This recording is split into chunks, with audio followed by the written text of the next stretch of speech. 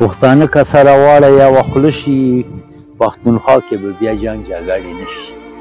دا ما خو به دا تعارف دی چې څخخیل یم، خیبر کې دغه ځای مو کلی و کور دی. خبره دا ده چې پیروز منامه اوتر مو تخلص دی، پیشه مو ترانسپورټ سره تعلق عمر ډریوري کړي نه دي، مدرسې تعلیم هم نشته، یو کتاب دو مصنف یې چاپ کړي دي. دنده شاعري مې چې وکړه 1915 یم نه شروع کړې، هغه نه 15 یم. نو بس وا چې زور هم راباندې ډېر څه د وطن کور کې بیمارۍ او تکلیفونه او مسافري وه، 3 و 4 میاشتې به تېرالې، بیا به خپلو بچو له راتلو. نو بس لږه جدایي په منځ کې ډېره وه، د وطن د خلکو سره، یارانو سره، دوستانو سره، خپل مور و پلار و کور کې چې څوک وو. نو بس په دا وجه وا نو شاعر خو بس راغلی شاعري بس کله پکې راښکاره شي بس بیا دی کار شروع. ما خو خلا چې په داسې بېرته وایم چې که غزل شروع کړم، مثال په رومان په خو عشق کې شروع کړم، خو د ما شعرونه داسې چې زه په هغه کې هر طرفن درومم.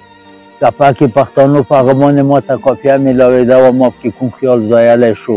په غزل کې داسې نه چې بس بیا ډایرکټ ټول عشق دی، نه، مطلب یې عشقي او خبره دا ده چې بل شی پکې نصیحت کې پکې، په بل کې شي که نه د پښتنو صفت وي، په بل کې شي خپله مجبوري بیان شي.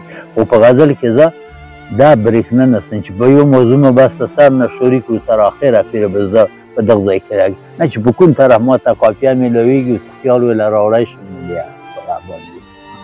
نو زه به دا درته وایم چې حمزه بابا سره خو چې کوم وخت موږ شاعرۍ ته راووتو، موږ داسې ژوند و چې چېرته به 3 میاشتې پس کور له راغلو، 10 شپو له 8 شپو له پاکې به په ګاډیو کې کارونه کړو. خبره دا وي چې وطن مړی ژوندی و، دا ټول هر څه به مل کړه. د حمزه بابا سره هم ناسته پاسته شوې ده، مشاعرې مې ورسره یو 2-3 کړي دي. او خبره دا وي چې خاطر صاحب هم لیدلی و، کومه مشاعره کوم شعر هم ورسره نه دی ویلی، نه موږ ځان ور وښلی په وخت کې مشاعرې کړه هم نه. بیا یې په شاعرۍ کې دا اثر و چې په موږ یې ما خپل بړا سره اوچت کړو، موږ یې هم دغې ته مایله کړو چې شاعر او د خاطر صاحب غوندې شاعر ته دستي موجوده ورکړي. خو څوک ولسي شاعر یې، څوک یې چې په یوه وار کې شاعري کړې، نو د خلکو خپل طبیعتونه یي. خو چې څومره کتابونه د خاطر صاحب خرڅ شوي دي، 5-6 زره کتابونه خرڅ شوي دي، د بل شاعر 15 هم نه خرڅ شوي په بازار کې. نو ما خو یو مخکې کتاب لیکلی و، زه انفر وم پسرلي په نوم باندې، و هغه چې و دوباره ما له درته جاوید افریدي پیسې راکړې، الله دی خوشحاله آباد کړي.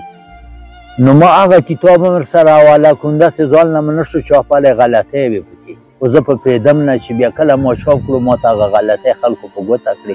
نو ټولې ما په نظر کې وې، ما دا شاعري مې ورسره یو کړه او هم یې یو کړه. نو د دغه کتاب مې نه وای سپارلی.